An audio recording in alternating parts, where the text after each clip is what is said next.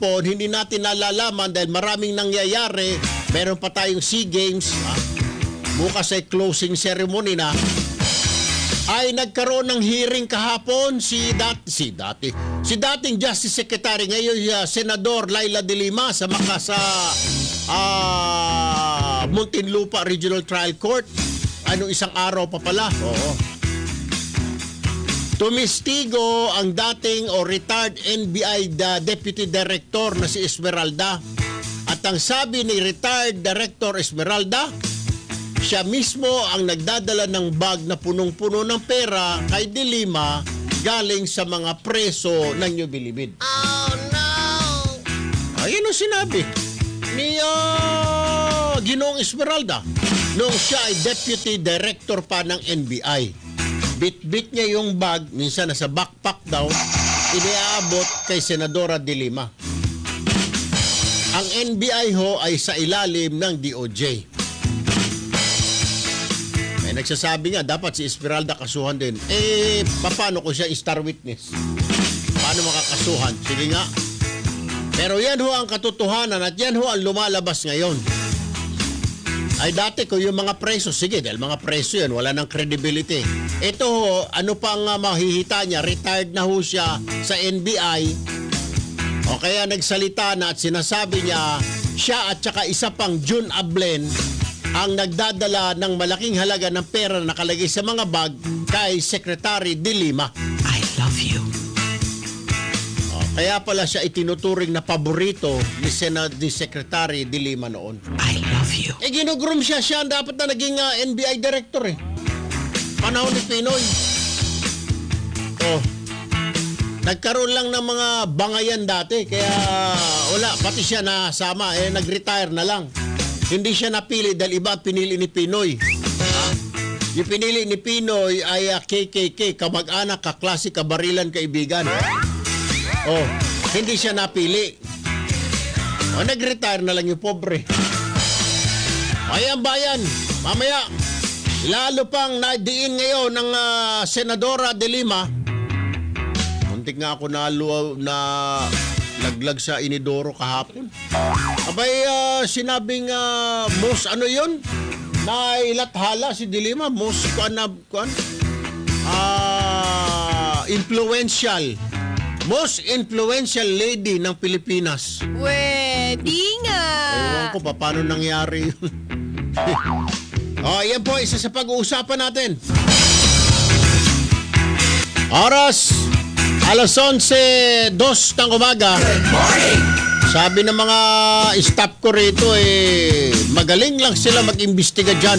Pati yung paggamit ng LGBT ng CR, inimbestigahan. Sus Mario Joseph.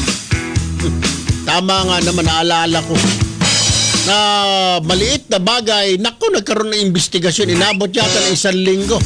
Pinag-usapan na dapat bang umihi itong may junjun sa babae o wala. Pati ba naman yun? Common sense. Sus Mario Joseph. Kahit saan pwede kang jumingil. Pwede kang jumingil sa lalaki kung ikaw ay transgender. Kung meron ka pang lawit, pumasok ka sa cubicle. May cubicle naman ang CR na lalaki bakit mo pipilitin doon sa babae ka? Kung meron ka pang espada dyan, doon ka sa cubicle. Ba't mo pipilitin ang sarili mo? Mariosep. O diyan kayo magaling mga investigasyon in aid of legislation. Paano ngayon in aid of contribution? Dapat meron din in aid of contribution. Tama nga naman itong engineer. Minsan-minsan tama ka. Pero pag mga pagsusolve ng map, anak ng baka, engineer ka ba talaga? O political science ang kinuha mo? Oras 11:04 ng umaga, nasa linya ng aming telepono si Attorney Larry Gadon. Magandang umaga, Attorney Gadon, sir. Magandang umaga, kaibigang Erwin, at magandang umaga sa lahat ng taga-subaybay. Alam ko, sinusubaybayan nyo itong kaso ni Senadora Laila De Lima. Dahil nung isang araw ay sa korte habang busy tayo lahat na pinag-uusapan itong Maynilad, Manila Water, itong SEA Games, nagkaroon pala ng hearing At dumating doon yung isa sa mga testigo, si dating or retired NBI Deputy Director Esmeralda, at diniin na si Senadora De Lima at ang sabi, siya raw mismo nagdi-deliver ng pera kay Senadora De Lima na dating Secretary of Justice, Attorney. Do you think may weight itong testimonya ni Director dating or retired NBI Director Esmeralda? Sir, do you think this will have weight? Yes, malaki ang weight niyan sa pagkatunang-una.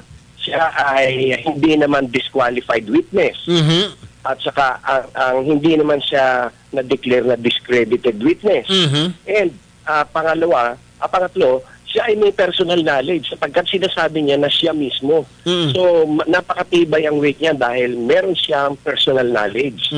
And kung yan ay mapapatunayan pa ng iba pa mga circumstantial evidence na kagaya halimbawa ng bakit nagkaroon ng malaking pera ito si De Lima, bakit yung kanyang daan-daang milyon na hinastos sa eleksyon, no? Yan ay mabibigyan talaga ng malaking weight. Paano, sir, kung sasabihin naman ng kampo ni De Lima na mayroong axe to grind itong si Esmeralda dahil hindi siya naging NBI Director dahil target yata nitong taong ito nung siya ay Deputy NBI Director ay maging Director pero hindi naibigay sa kanya dahil ang nasunod si Pinoy ang namili, Attorney. How's this? Wala yan. Hindi yan magiging matibay na pang-refute dyan. Sapagkat hindi naman lahat ng mga deputy directors ng NBI, dahil napakarami yan hindi naman sila talaga automatic na nagiging director. So, para sabihin na siya ay sure na doon at siya ay na-frustrate yung kanyang pangarap na maging director, hindi yun hindi yun magiging dahilan.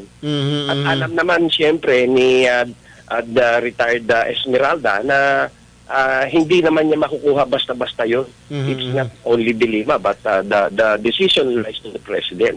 Nagbigay din daw si Attorney Esmeralda ng mga kopya sa korte ng mga email na nagpapatunay na natanggap ni Secretary De Lima noon ang mga pera na galing sa mga drug lord sa loob ng Bilibid. So, which is more, lalo nagpabigat sa testimonya ni...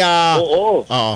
Yan ang tinatawag nating corroborating evidence. Aha. No? O aside from the circumstantial evidence, yung corroborating evidence, kapag lalong na-establish dyan yung credibility at admissibility at yung relevance ng testimony ni retired Deputy Director Esmeralda. Oo, napakatibay niyan. At alam mo ba, kaibigan Erwin, isa ako sa unang-unang nagdikdik dyan kay De Lima no ako ay legal consultant ng DACC. No? So, actually, ako ang nai-interview noon sa TV tungkol sa kaso na yan. Kaya alam ko na yan ay napakatibay talaga.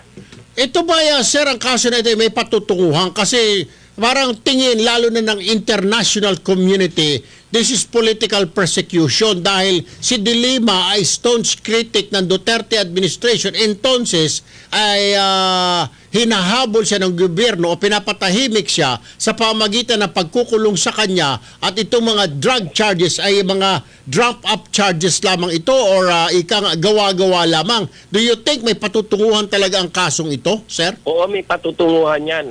Sapagkat ako ay naniniwala na nakikita naman natin na dito sa administrasyon ni Presidente Duterte ay talagang pinasusunod niya talaga ang batas. Pilit na pinatutupad ang batas. Yun naman sinasabi nila na yan ay drum-up charges lang. Kalokohan yan sapagkat napakarami rin mga tao na hindi sumasang-ayon kay Presidente Duterte. Pero hindi naman sila hindi naman sila kinukulong. In fact, yung karamihan dyan sa mga tutulig sa kay Presidente Duterte ay mga miyembro din ng media. At sila ay talagang open din na pagsalita against President Duterte. Pero bakit hindi sila kinukulong? Tama, Oo. Ito naman kasi si De Lima, even abroad nagsasalita. Diba? Kaya nga talagang makikita mo dyan na ginagamit lang niya yung dahilan na yun na persecution, kunwari. But we have an actual case here. At ang actual case na yan ay tinignan na ng judge kung whether she is entitled to bail o hindi. Eh, sa sobrang strong ng evidence, hindi siya mabigyan ng bail. Kasi ang pinapalabas nila, lalo na ng oposisyon, ay pinapatahimik siya ng administrasyon na ito dahil marami siyang nalalaman at kontra siya dito sa mga EJK. Kaya yun ang pinamumukha nila maging sa international community. Nabigyan pa ng award ito na Most Influential Woman of the Year. Jesus Marios, paano kaya nangyari yun? Yan naman ay kagagawan lamang nila Loida Nicolas yan, yung mga award na yan. Mga self-serving awards yan. Alam naman natin, yung propaganda ng mga dilawan, sisiraan nila kung sino yung nakaupong presidente pag hindi sang-ayon sa kanilang mga kagustuhan, no? Nakalimitan naman ay puro kontrol ng ekonomiya, no? Kaya wala nang epekto ngayon yan na kung makikita mo sa mga tao, hindi na umuepekto yung paninira nila kay Presidente Duterte. Hindi kagaya nung araw, nung kung paano nila siniraan si Presidente Marcos, napaniwala nila mga tao sapagkat walang ibang mga balita o walang mga social media na napapaliwanag sa mga tao. Yun ang pinagkaiba, no? Nung panahon ni Marcos, walang social media, mainstream media lang ang nakatutok. Ito siguro, sir, yung sinasabi na yung silent majority noon hindi naririnig. Ngayon, may boses na ang silent majority through the social media. Will you agree, Attorney Gadon? Oo, kasi alam naman natin, kontrolado ng mga oligarko ang mga malalaking mainstream media at yung mga yan ay merong mga interest na pang-economical. Kaya kanilang gustong kontrolin ang politika sa pamamagitan ng pagbibigay ng mga propaganda sa mga tao. Kaya siguro, Attorney, kung napansin mo, tahimik ang lahat ng mainstream media, radyo, TV, dyaryo, patungkol dito sa issue ng Maynilad at Manila Water because sa mga advertisements siguro na placements ng dalawang water concessionaires na ito, Attorney. Do you think so?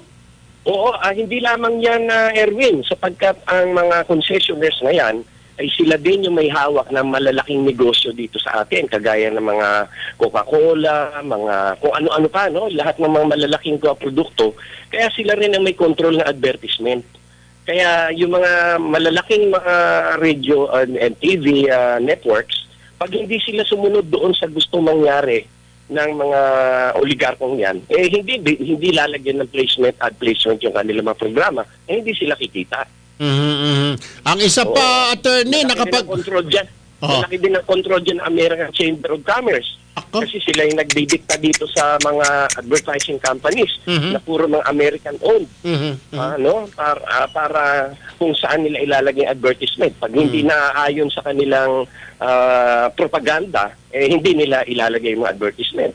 Kaya ganyan sila, sunod-sunuran. Sir, pero ngayon, yung social media, palibasa, hindi sila kontrolado ng advertisement.